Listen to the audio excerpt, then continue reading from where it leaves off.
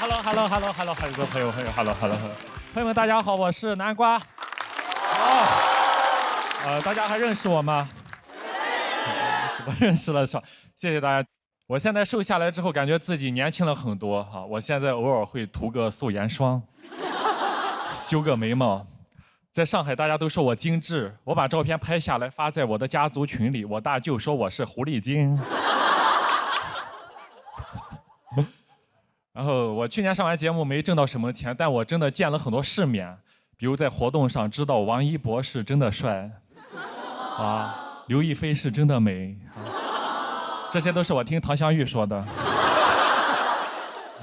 我的朋友走了起来，我知道我很平庸，没什么进展，我上限不高，每次比赛都讲一些外卖小笑话、外卖趣事，大家觉得挺有意思的，但也就那样。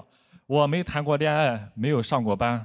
大家最有共鸣的职场爱情我都讲不了，每次得不了高票，我都有点怀疑自己要不要坚持下去。直到1个月前一场演出，它彻底治愈了我，是一个骑手平台组织的，现场来了500-600个外卖骑手，我从来没有讲过那么炸的现场。我说啥他们都笑，我说保安垃圾、外卖平台垃圾，他们站起来给我欢呼。那天给我台上讲出幻觉来了，我说今天这个舞台谁过来都不行，付航过来都打不过我，他来了都得被打，一个保安怎么拦得住500多个骑手？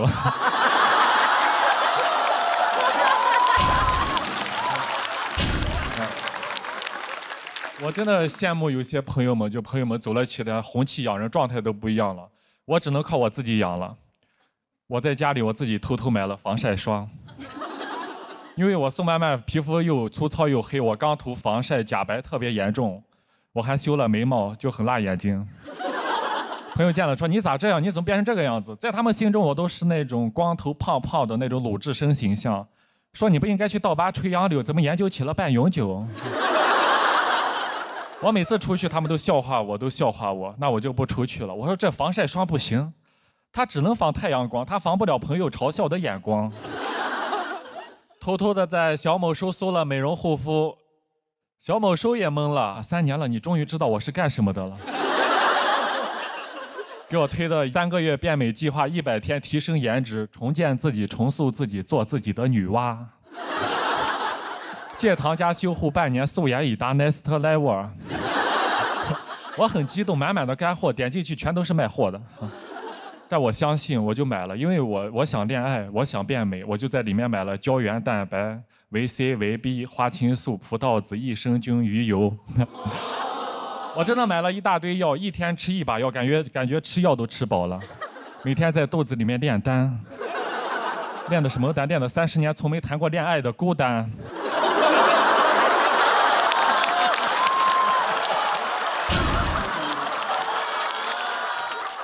说出来如何？我身边的朋友很优秀，对吧？他们优秀，那我也提升自己，我就去健身房报了课。去健身房器械特别的多，我不知道练什么，我就问教练，我想减肥练哪个？教练说我们这边有这个爬楼机、跑步机，其实挺有用的。我说啊，爬楼和跑步要是有用的话，那我还不如去外面接单吧。我的朋友真的太优秀了，他们不停的成功，越成功我就在健身房对自己练得越狠。我最好的2个朋友，他们一起走红毯那个月，我瘦了30斤。我那2天去健身房一蹶不振啊，我一蹶不振。教练见了我，你今天也没怎么上强度，怎么这么酸呀？我说肯定酸呀。他们不停的成功，那我就不停的练，不停的瘦，我最后把自己练的体脂率只有9%。太低了！我说你们不能再成功，我不能再练，再这样下去，我还没走上红毯就先盖上白布了哈。最后练到自己减了60多斤，什么感受？我再去演出，再去开放麦，已经没有人在乎我的内容了。他们在 report 里没有人说我段子的，都说南瓜好瘦，南瓜怎么瘦成黄瓜了？南瓜怎么瘦下来有一种命更苦的感觉？我说肯定命苦呀，戒糖半年多了。然后更多的人他就私信我在评论区或者私信我，他说南瓜怎么瘦下来的，教教我教教我。私信的人太多，根本回不过来，就每天在家里研究，都快研究成教练了。然后今年5月份我真的去考到了健身教练资格证。谢谢大家。所以我现在是一外卖、脱口秀、唢呐、健身教练4期艺人。就是大家以后不管是饿了、胖了、不开心了，还是人没了，都可以找我。所以我现在呀，我就是全能南瓜。谢谢大家，祝你们开心。Hello， 大家好，我是南瓜。我的工作，我的职业呢是一个外卖骑手。其实来讲脱口秀一直会有很强的舞台恐惧感啊。现在还好，刚开始一上台一拿话筒就紧张。当时为了克服这个问题啊，想了办法。上班的时候骑着电瓶车，握着那个手把到话筒练一练，对着电瓶车讲脱口秀，导致现在落下坏习惯，在台上讲着讲着一紧张就。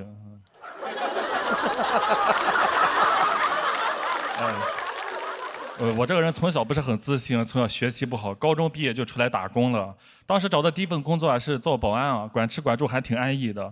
后来干着干着，我觉得工资有点少，我说得找个挣钱的工作，就去送外卖了。我送段时间发现辛苦的程度超乎我的想象，又回去当保安了。当着后来又去送外卖哈。我这个人文化水平不高，但是我告诉自己找工作呀，一定要注意这个劳逸结合啊。能看出来我是个 I 人啊，我很社恐，但我有时候也是个 E 人啊。它分时间段，比如说上班送外卖，那时候是个 E 人啊，因为那时候穿着制服，对吧？甚至衣服上都写着 E 了吗？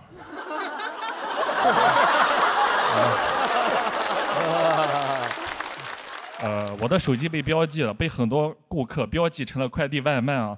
其实大家这种标记，我自己是看不到，我也是意识不到的。我是有一次啊，跟我爸打电话。我爸说：“你这半年没消息，是不是在外面送外卖呢？”我说：“没有，谁跟你说的呀？”他150多个人。我当时上学学习确实很差，但是我当时也没有想到自己长大会送外卖啊。我虽然当时学的不好，但当时体育成绩还挺好的，那我就练体育啊。我也想上个体育大学啊，还挺辛苦的，每天被教练带着我们在操场训练，什么长跑、蛙跳、跨栏、爬楼梯啊，每天提个哑铃片爬楼梯都爬吐了。我是爬着，我说老师，这个爬楼梯到底练的是啥呀？老师说你不要问了，以后用到的时候会感谢老师的。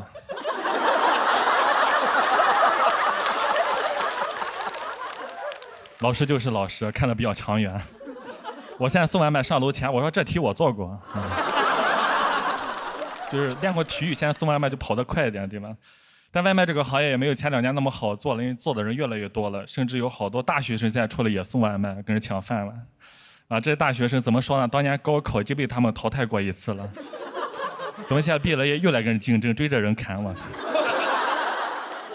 我之前真的很怕送大学生，送过去隔着墙还进不去。同样的年龄，人家都在那打篮球的、谈恋爱的、读书的，欢声笑语。我在外面骑个电瓶车，好羡慕他们呀。但现在发现好多大学生出来也跟我去送外卖啊，现在看法也变了，就原来我少走4年弯路啊。骑个电瓶车有时候会遇到大学生是吧？一起在外面吹着风，吹着这么强的风，这不是顶峰相见了吗？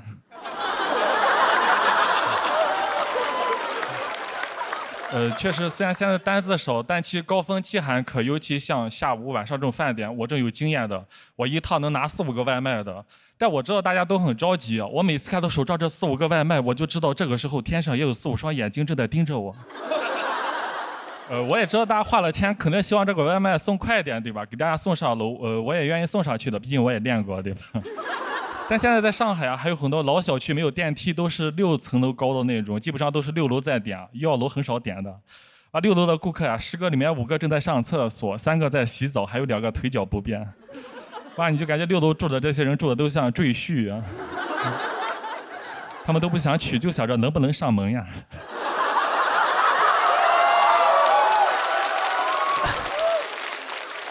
而且我们这个工作每天会跟很多保安打交道，你就发现有些保安是挺多的，他见的人老爱问你干什么的，干什么的，干什么的。我有一次穿着外卖的衣服，那个保安还问我你干什么工作的，这还把我给问住了。我看着穿制服，我心想我是干什么？我 cosplay 啊。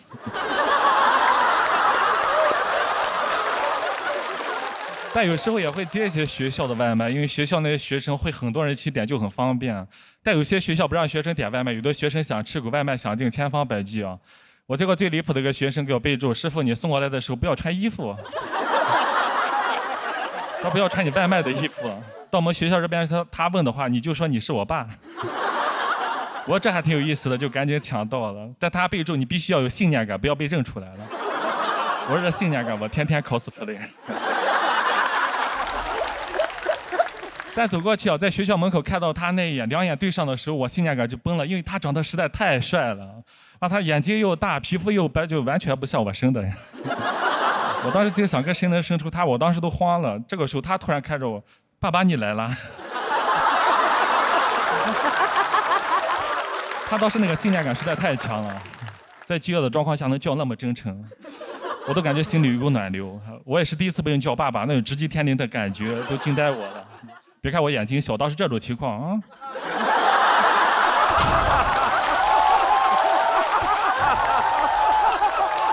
他这么远了，我都想上去拥抱他一下，真的，我给了他走的时候还挺舍不得的。那你记得给爸一个好评啊。好好上学啊，以后千万别和爸顶峰相见啊。好，谢谢大家，祝你们开心啊。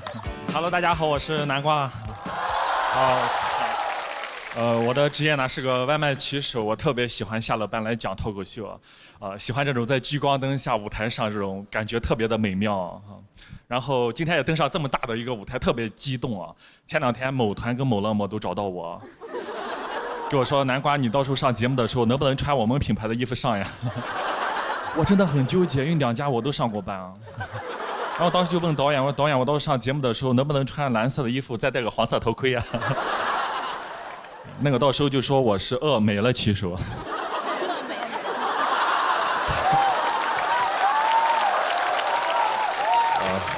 谢谢。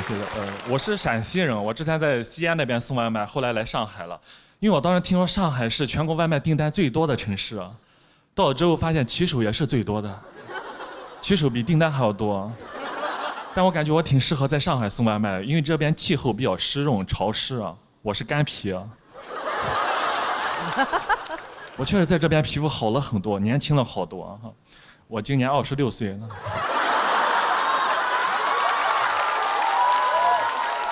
现在要开始抗初了。每个城市点的东西不太一样，在西安的时候，大家点的都是肉夹馍、泡馍、米皮小吃，对吧？到上海点的最多什么？咖啡上海人太爱喝咖啡了，很多人早上点个咖啡当饭吃，不太理解。后来送一段时间，发现上海人确实生活节奏快，生活压力也大。后来我在上海送外卖前，我也得喝杯咖啡。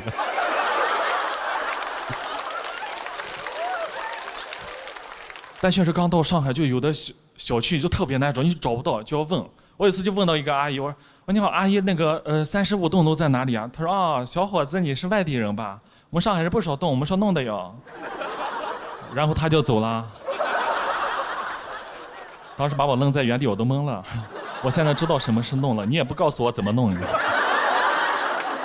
上海有黄浦江把浦东浦西隔开了，我们经常要接到那种过江的订单电动车过江的话很麻烦，要坐船电动车在船上风浪一吹就特别的晃，送个炸酱面过去都办好了。顾客过去也懵了，怎么办这么好？是不是偷吃我外卖了？吃不起上海外卖太贵了，物价也挺高，我平时都自己做饭，很少去餐厅的。但我知道上海有家餐厅对我们骑手特别的好，给我们打88折，又好吃。但就是离我家太远了，它有多远？都吃完回家又饿了。但确实在上海挺放松的，不像在西安当时那么紧张，每次出门都要戴好头盔、口罩，保护好自己，预防一下，预防那些老同学点外卖点到我。真的非常尴尬。有一次送到一个高档小区，收货人巧不巧是我初中的一个女生同学，我那时候暗恋过人家。他一眼就看出来，你是那个赵栋吗？不是，你认错人了。他说你就是这骑手赵栋在这写着呢。我当时满脑子好尴尬，我说赵栋，我就想找个洞钻一下。我说刚才没看出来，好久不见。他说好久不见，那你现在主要做什么呢？我说我cosplay 我当时百感交集，回去之后过了几天买了一张火车票就来上海了。我在上海待了3年了，无忧无虑，没有人认识我，对吧？但时间长了也挺想家的。但我知道我这个人没什么本事，父母脸上也没有光，但我从来没有放弃过自己，对吧？我一直要努力证明自己。我工作很多个工作，然后后来又遇到脱口秀，我很开心，对吧？我讲到观众笑之后，我很有成就感。我当时就给我爸妈打电话，我说妈，你儿子现在可厉害，你儿子在上海做演出表演呢。他就很惊讶说你这样子能演出个啥呀？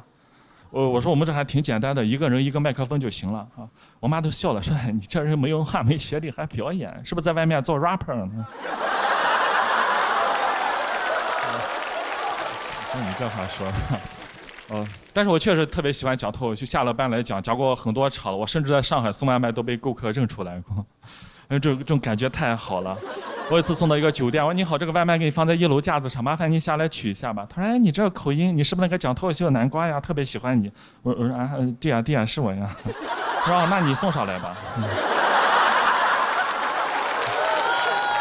记得挂门上。但真的我在上海很开心，我讲脱口秀之后，我认识了很多脱口秀演员朋友，他们真的特别好，愿意带我去玩、吃饭，带我去见世面，对吧？social，对吧？我甚至有一次被他们带着去夜店蹦迪啊。我去了之后我就后悔了，因为他们在里面玩得真的很开心，我在一边格格不入的样子，我就想赶紧走。但我又突然看到他们这些年轻人在里面活力四射的样子，我突然想到我也是年轻人呀，我也20多岁，我这个年纪我就应该像他们一样呀。我当时想到这儿，我就勇敢地跳了下去。我跳了下去，我就跟着他们在里面，我这蹦迪跟送外卖也没什么区别，这还不在骑电动车吗？外卖到了，外卖到了，给你挂门上了啊！好，谢谢大家，祝你们开心啊！好，谢谢大家，我是南瓜啊。我的工作是个外卖骑手，现在也讲脱口秀啊。但我讲脱口秀一直很怕，我怕场子没反应，怕冷场。我就特别羡慕我爸他从来不怕，我爸他是吹唢呐的。我爸的工作呢是个唢呐匠，他有一个唢呐班子，专门在我们农村那边吹一些百鸟朝凤那些曲子，送那些去世的人走。他这么多年已经送我们陕西宝鸡那一片很多人走了，人送外号宝鸡费玉清啊。我小时候就特别羡慕我爸这个职业，太好了，因为小时候家里穷，吃饭都吃不好，我爸天天在外面吃席啊。他天天吃席，吃得真好。当然他自己吃席也会给家里打包一些剩鱼剩肉，我很喜欢吃。我从小就是吃那种百家饭长大的，我现在长大了送外卖给百家送饭，也是一种回馈了。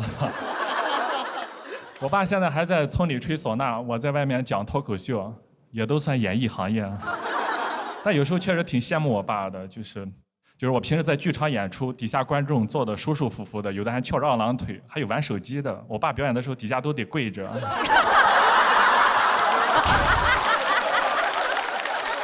讲脱口秀太难了，讲到好笑你们才笑，讲特别好笑大家才鼓鼓掌的。我爸只要一开口，底下就开始磕头了。我小时候跟我爸练过吹唢呐，练过几首唢呐曲子，还真没想到小学6年级派上用场了。老师当时要报节目，全班没有一个人报名。这个时候我同桌说：“老师，他会吹唢呐，他会吹唢呐。”我老师说：“哎呀，你还会吹唢呐呀？民间艺术啊，来报上好好表现。”就给我报了，然后当着全校师生的面吹了，吹了2句，吹得校长脸都绿了，差点跪下了。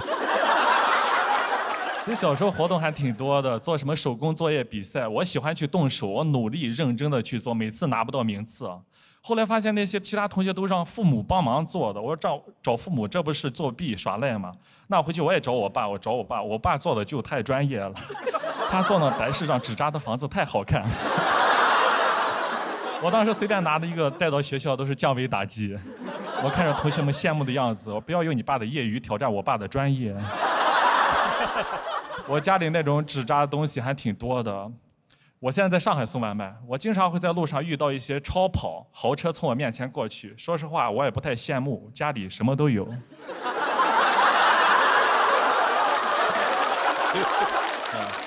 我家还有4合院，还有私人飞机。我知道那些东西，我早晚有一天我能用上。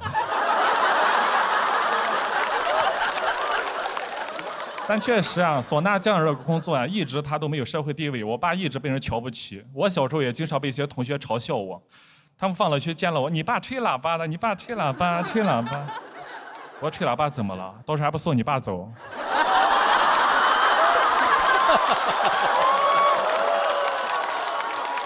我从小都很自卑啊，我一直找不到对象，我知道我很自卑。我前段时间还去相亲了，其实本来还聊得挺好的，聊着聊着，他突然就问我，那个你爸爸做什么的呀？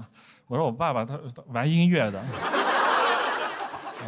他说玩音乐，那做什么音乐的？我说他有一个乐队，平时在我们宝鸡那边巡演。他说啊，那你爸是那种 live house 吗？我说不是 live house， 是 dead house。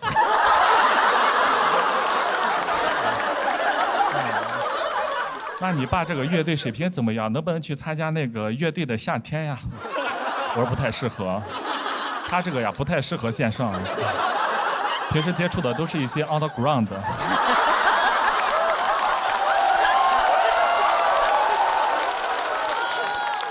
我爸这个确实不太适合线上，当然他也不适合线下，他适合那些下线的观众。我爸在村里待了一辈子，他连普通话都不会说，更别说表达自己了。当时有个自媒体博主到月社，粉丝特别多，他们找我拍一个视频，一边拍我，一边在我老家拍我爸妈，让我爸对着镜头对我说一些话。我爸对着镜头，哎呀，紧张的什么话也说不出来。那个导演就说：“那你用你最擅长的方式表达一下吧。”非常自信拿出了唢呐。导演说：“你儿子啊，说他最喜欢的歌是《起风了》。”我爸就唢呐练了一首《起风了》，然后对着镜头对我吹了，把我喜欢的《起风了》吹成了《上天了》。我爸现在也知道我在讲脱口秀，他非常的开心，我们也算是演艺世家了。我爸非常的开心，我今年也是，他也希望我能走上更大的舞台。我今年也是登上喜剧之王这个大舞台，也是上线上了。今天也是非常的开心。如果线上表现一般，那我回去演线下也挺好的。如果线下再不行，那我就回去跟我爸做下线。好，谢谢大家，真是开心啊 ！Hello， 大家好，我是南瓜啊。谢谢。我的职业呢是个外卖骑手。最近在录综艺啊，就感觉像做梦一样。住的豪华大酒店，吃的自助餐，穿着漂亮的衣服，见到明星老师们，这种感觉就像我酒店的面一样。新鲜美味，回味无穷。我也不知道叫什么面，我就叫它世面。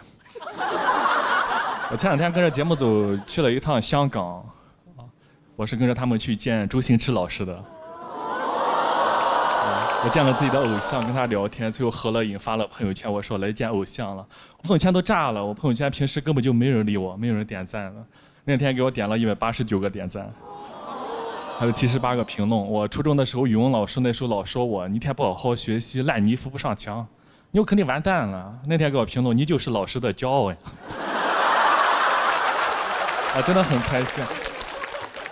星爷他一直都是我的偶像，我从小特别喜欢他，他的电影一直激励着我。我特别喜欢他电影里面那些小人物，我就看进去了。我现在一直都是小人物。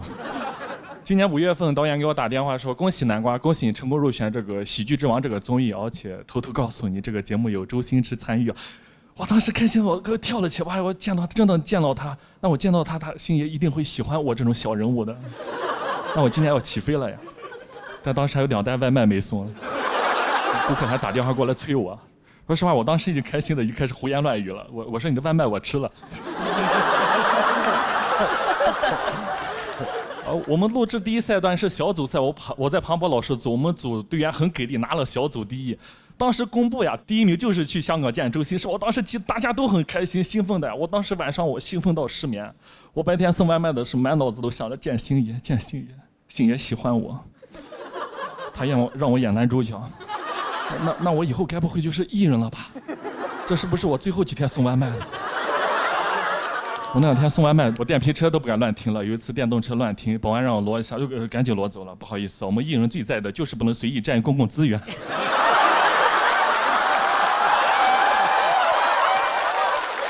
我在上海送外卖，有很多一起送外卖的同事跟我同甘共苦，关系都特别好。但有一个骑手跟我关系一直不好，他在背后说我坏话，蛐我。让他知道我要去见星爷，他跑过来巴结我，哇，你要去见星爷呀？那你火了以后，苟富贵莫相忘呀。我说行，以后等我发达了，有我一口肉吃，我都下单让你送。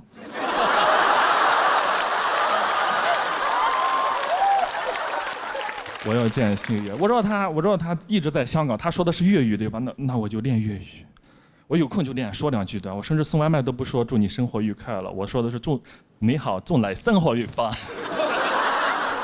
而且有一些顾客啊，经常会让我们帮忙丢门口的一些垃圾啊，其实一般挺抗拒的，没有时间去做这些事情。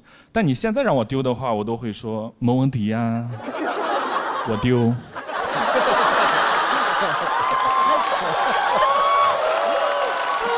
学坏了你。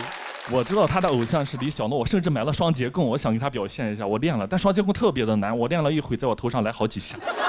但我觉得是值得的。我甚至见他之前，我专门去理发店理了个发型，这个就是理的，还可以吧？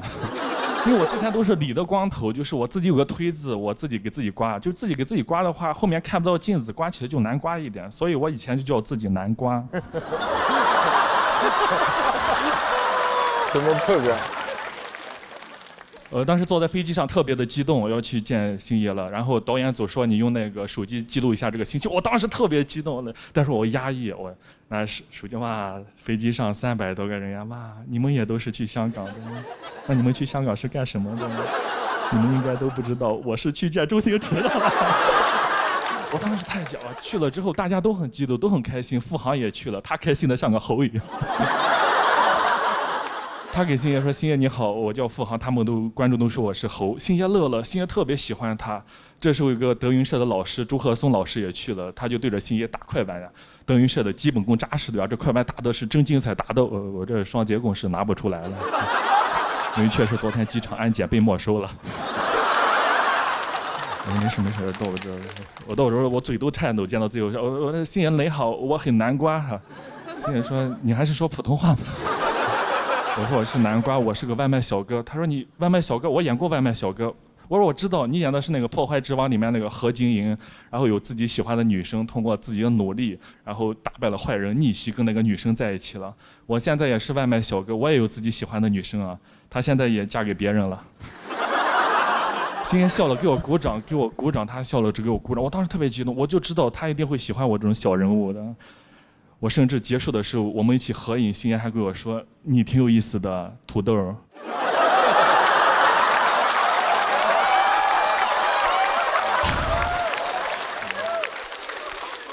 但已经很开心，已经梦想成真了。就是见到偶像，他给我的那种力量跟激励是非常巨大的。我感觉有了一股力量，回来之后感觉跟其他演员不一样了。我跟他们在酒店聊天，他们就说上完综艺以后要去做自媒体，以后要去做什么播客，有的做什么专场巡演，对吧？我说我以后要去影视圈，我要做喜剧之王，我努力做喜剧之王，加油！这个时候有个演员在点外卖，因为我们酒店在郊区，他就不停地加价，是吧？我就30、50、100加的，我怎么知道的？我手机开始震动了。我说那你们先聊吧，我出去一下。这个外卖还是要送的，对吧？毕竟我觉得喜剧之王呀，还是要从小人物做起啊。好，谢谢大家，谢谢。Hello， 大家好，我是南瓜。好，我是个外卖骑手，平时上班骑的就是鬼火。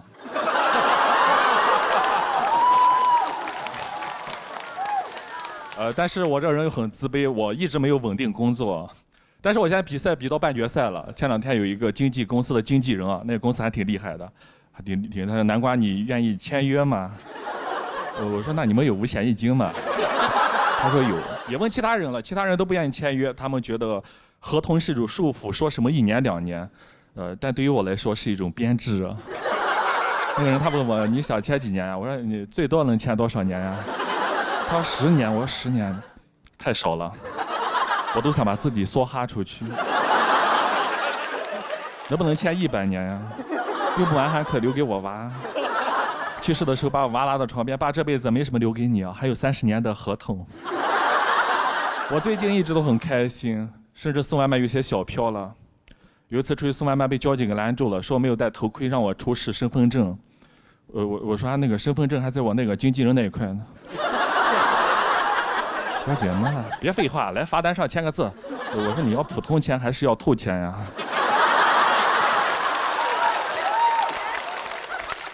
最近一直住的节目组的酒店很豪华，非常高档，一晚上800块钱也太贵了。800块钱，没必要住这么贵，对吧？花这么多钱没必要，对吧？你如果把这个钱直接给我的话，我有很多办法的，我睡桥洞都行，我可以睡我电瓶车上，我可以睡黑灯的房间，反正他也不知道。最近开始打车了，就是因为节目组打车是报销的，所以我能打车就打车。我以前骑电瓶车骑惯了，知道我坐在车里面感觉太舒服了，不用风吹日晒，听着小音乐，放着小空调，对吧？哈，在路上一路上都非常的惬意。在路上唯一讨厌的就是那些外卖骑手，怎么老别我的车，横冲直撞的。这时候司机开始骂了，那些送外卖的没有一个有素质的。我说你别说了，他们也不容易。你看晒那么黑，他说那你是做什么的呀？我说我是个艺人。我最近在爱奇艺参与一档综艺的录制，他说什么综艺把你晒这么黑？你该不会是在爱奇艺种地吧？我这个人其实学历不是很高，我当时学习挺努力的，高考考了231分。当时想完了，当时不敢回家面对父母，没想到回去之后，我爸还安慰我，他231分不是你的正常水平，你少考了19分。我当时想完了，231分也报不了我心仪的大专了。我这人性格要强，宁做鸡头不做凤尾，我就报了个中专。我上完高中再去上了中专，我现在有高中跟中专双学位。你考200多分，很难再找到自己喜欢的工作了，对吧？付航也考200多分。付航当年在北京当了保安，我在上海送了外卖。我们俩这么多年兜兜转转，今年在这个节目顶峰相见。但我每次录节目见到付航，我都莫名其妙老想躲着他，因为我这人本能就是怕保安啊。你知道我们外卖骑手最怕哪种保安？就怕那种有激情的保安。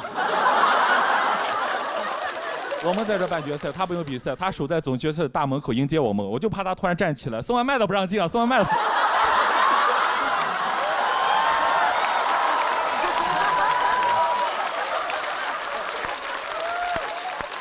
我还挺 respect 保安的，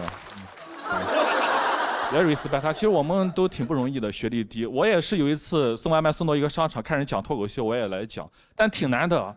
我勇敢上台之后，我发现我第一次上台，我紧张的忘词了，我眼睛都睁不开。我下观众说：“南瓜，你把眼睛睁开，把眼睛睁开，加油加油！”我在台上。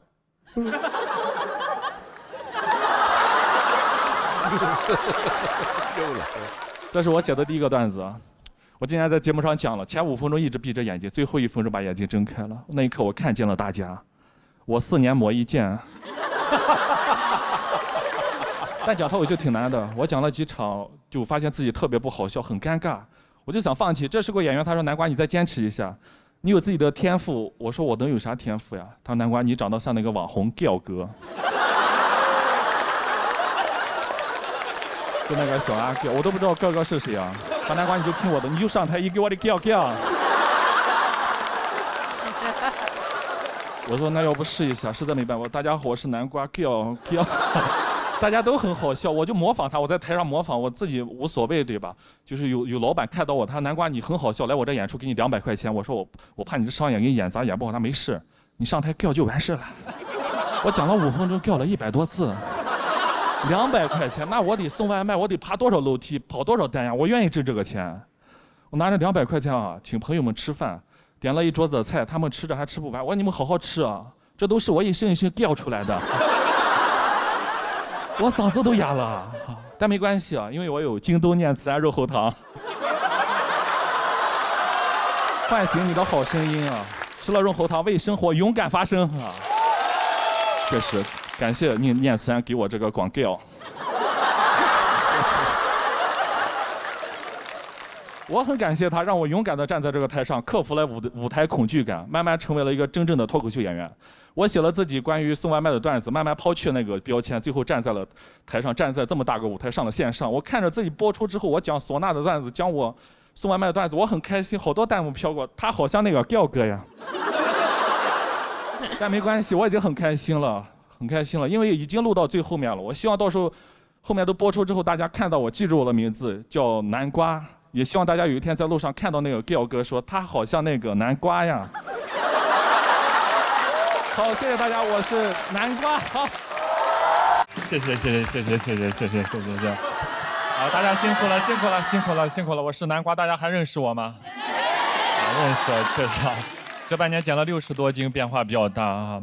对。现在很多人见了我都要愣一下，他说你好像是南瓜，但感觉跟南瓜不一样了啊。我说我现在是贝贝南瓜。这半年确实减的挺多了，跟去年完全是判若两人，已经不再是去年那个胖胖的吹唢呐的南瓜了。减肥减得太狠了，肺活量都减小了，唢呐都吹不响了。所以我今年就去开发了新的才艺，我去学习爵士舞了。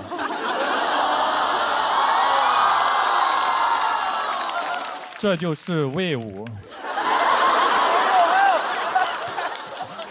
而我其实我学跳舞真的很开心，因为我从小就特别想学跳舞，但是在农村没有条件。现在长大了有能力了，我决定去朝花夕拾一下。但现在这个年纪再去学跳舞，你就感觉那个动作很妖娆，学起来就很羞耻。然后我就专门找了个私教，我都找了个私教了，能不能给我安排一个私密一点的教室？就在那商场透明大玻璃，老师做什么我在旁边做什么，只要有人过来我就不做了。我就看着老师做，我在旁边手拍子，不知道的人以为我是老师。老师他就鼓励我，他说我们跳舞呀，最重要的是胯要灵活。他说你的胯挺灵活的，有天赋，是不是偷偷练过？老师不知道，我之前送外卖，每天在电瓶车上就是这样。我在学爵士之前就做过很多年的骑士了。真的，现在体验了一下，真的很开心。我小时候特别想学跳舞，但没条件，没得选。我爸在家里，我爸吹唢呐，我就只能跟着我爸吹唢呐。有人拿说唢呐不挺好，现在白市场多挣钱呀。其实这个工作真的不太挣钱，因为这个工作呀，它太不稳定了。你不知道啥时候有活儿，别人活多了，我爸就活少了。但是活多的时候，一个活连着一个活，我爸有时候半个月都不回家啊，我妈也不担心他外面有人，因为他知道外面肯定人没了。这个感受了一下，真的非常的开心。真的小时候，你别说才艺了，连兴趣爱好都很奢望。我上初中第一次接触篮球，一下子就迷上了，天天跟2个朋友一起玩。大哥拿到篮球传给我，我跑得快，跑过去传给老三，老三一上篮，我们这一条龙配合太厉害了。我们当时觉得我们长大都能打 CBA 啊。后来长大了，我在送外卖，大哥在卖烧烤，老三当了保安。后来大哥把肉烤好打包好，我骑电瓶车送过去，老三门一开，还是一条龙。我们没能相聚在 CBA， 但是我们相遇在了 CBD。到了社会上，就感觉离我的舞蹈梦想越来越遥远了。但那2年很开心，能在网上看一些视频，看一些偶像练习生这种啊，青春有你这种唱跳节目，我很喜欢看这些练习生。就我觉得他们那种青春活力能感染到屏幕外的我。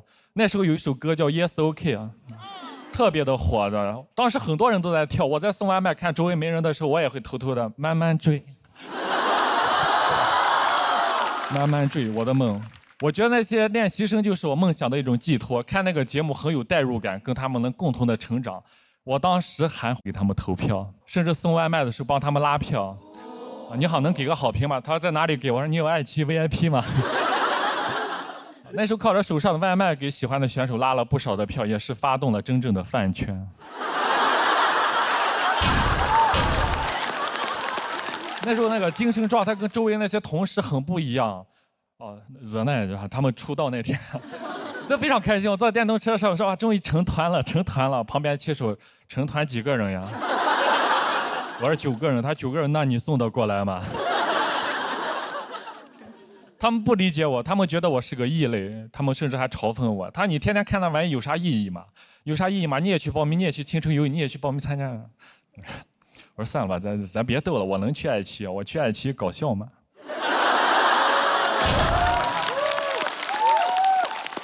当时确实在电瓶车上限制了我的想象力。没想到最初想上爱奇艺的初衷是想来唱跳的。去年一路比赛比到半决赛，更没想到是半决赛的嘉宾竟然有虞书欣。感觉像做梦一样，这个青春一下子就回来了。导演还给我们说，你们半决赛的选手明天在虞书欣的面前，大家表演一下 Yes OK 惊喜一下。我当时说这不好吧？你看我哪里有跳舞的样子呀？咱就别丢人了。其实我内心想的是 Welcome to my home court 啊。这首歌没有人比我更 OK 了。但当时大家知道我去年那时候200多斤啊，我回去对着镜子我偷偷练，我完全已经跳不动了，已经跳不起来了。我真的很紧张。第二天彩排的时候我就想了个办法，当时小北在我前面，跳得不错，那我就跟着他跳。结果第二天一直完全找不到北了。我真的很尴尬，老天给了我一个在爱奇艺唱跳的舞台，没有把握住。但是我又很开心的是，我讲段子的时候，虞书欣给我投票了。他说：“南瓜老师加油，你一定可以成为你想成为的人。”我当时愣了一下，我说：“这句话不就是当年给你在手机上说的话？”真的就像当年扔出的回旋镖一样，又落在我的身上。我终于鼓起勇气，我去报了舞蹈班。我真的很开心，我就问那个老师：“我老师，我之前对着手机我自己练，怎么练都不太对劲。”老师说：“你先从电瓶车上下来。”啊，你这跳舞束脚的，你往两边迈开2步，大胆一点。我就跟着老师往两边迈开2步，跟老师一跳，一下子就对了。我真的好开心呀！没想到这简简单单这2步，我用了20年。谢谢大家，我是南瓜。Hello。谢谢你们，谢谢你们，我一定要把这腰背挺起来。我是南瓜，大家还记得我吗？对，我去年上了这个节目，希望被更多人认识我，现在都认不出我来了。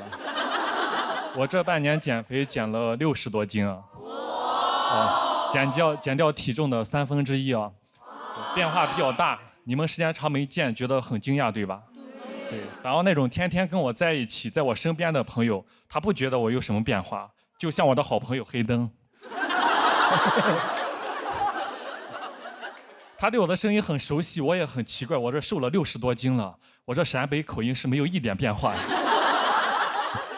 我现在很难被人认出来啊！前2天走在一个商场，走着走着，听到后面2个人说：“真的是南瓜，真的是南瓜。”哎，我还挺好奇的，我回头一看，2个人在玩刮刮乐呢。我为了减肥啊，销声匿迹3、4个月没有见人啊，再次出来的时候一下子瘦了这么多。朋友们都不觉得我判若两人，他们都以为我判了2年。我的减肥方法在网上学习啊，偷学一些明星的减肥食谱，他们吃的特别的少，而且还经常断碳水啊，还能去正常的演出表演啊。我也断碳水，我也去演出啊，我要在演出现场吹唢呐。我这吹着吹着，这血糖上不来，差点把自己送走了。啊，但还好是坚持下来了，终于坚持下来，也是瘦下来了。今年终于可以在节目上穿自己心仪的衣服了。我真的特别的激动啊！我去年上节目啊，就每一次看到别的选手穿的漂漂亮亮、光鲜亮丽的，我每一次都穿马甲。我去年录了6次，穿了6次的马甲，朋友都叫我马六甲。就别人穿马甲，人家是时尚好看，人家也穿。就我一个骑手穿马甲，太像来上班了。我进棚被保安难过好几次，说外卖不让进。去年总决赛我是到现场来当观众的，导演说可以随意穿搭，我很开心啊。我逛了很多商场、很多服装店，去挑了、试了很多衣服，没有一件适合我。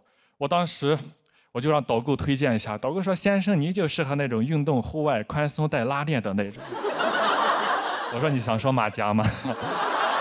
我感觉我整个青春都是马甲，我很难过。我下决心，我不甘心，我第2季一定要减下来，我一定要穿自己心仪的衣服，不能再穿马甲了。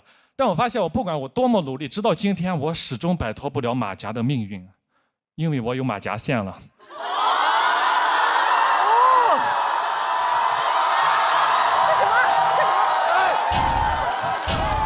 算了，这样，咱这是脱口秀，不是脱秀啊！算了，哎呀，哎呀，不，这算了，这样会不会打马赛克呢？瘦下之后，你就感觉人就确实变化很大，我感觉我自己像重生了一把。我把自己的照片发在自媒体上，网友特别的，他是特别好，都夸我，夸得我特别激动。他们就叫什么南大，说南大什么青春南大学生，我热泪盈眶，我激动呀，因为我是中专学历。我没有上过大学，我上的技校，我考不上大学，我这一直抬不起头。没想到现在减肥减出学历提升了。谢谢。我现在是我们宝鸡铁路技校毕业的第一个南大。对的。虽然学信网上查不到，但是小某书上都是承认的。谢谢你们，谢谢姐妹们。但减肥也不全是好事情，前2天就挺难过的。有一个品牌找到我，他说他们是个电瓶车的品牌，说他们老总很喜欢我，要跟我合作，私信我，我也很开心很激动啊。但见面的时候他们反悔了，他说你是谁呀？南瓜呢？我说我是南瓜，你怎么变成这个样子啊？跟节目上不一样，我们想合作的是那个黑黑的、胖胖的、土土的南瓜，你这样拒绝跟你合作。我也很难过，我人都傻了。我这半年天天挨饿，不好好吃饭，没想到换来的是没饭吃。但我也不后悔，为什么减了？因为我今年29岁了，再过几个月就要30岁了。回想到30岁之前全是那种肥胖油腻的形象，我本来可以习惯那种形象，直到有一天见到了10个晴天。他们就在我的面前跳舞，活力四射、青春洋溢的样子，我当时很难过。我说20多岁就应该是这个样子呀！我不甘心，我一定要减。其实本来也没有那么努力啊。后来有观众叫南大，在一声声南大中迷失了自己，硬逼着硬饿自己，一晚上大半夜饿得自己掉头发、胃溃疡、肠胃炎。我想喝奶茶，但是这个时候内心有个声音说：“南瓜坚持住，不能喝。”这个时候你要想象你到时候在舞台上那个美美的样子，我一次次的忍住了饥渴，这就是望美止渴吧。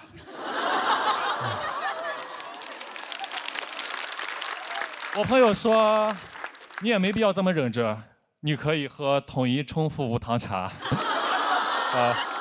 真的好喝，一口冲服茶香倍儿足啊，喝了之后和南大一样冲服满面。真的，我终于坚持到现在了，终于在台上，说现在我真的绷不住了。其实这回啊，我后台已经摆好了烧烤、炸鸡、汉堡、油泼面、biang biang面、刀削面。我一会下了台我就暴饮暴食，以后我就想吃什么吃什么。以后呀，可能还会变回那个黑黑的、胖胖的南瓜。但不管怎么样，以后点开爱奇艺，看到2025年夏天那个青春洋溢的南瓜，我也就很满足了。谢谢大家。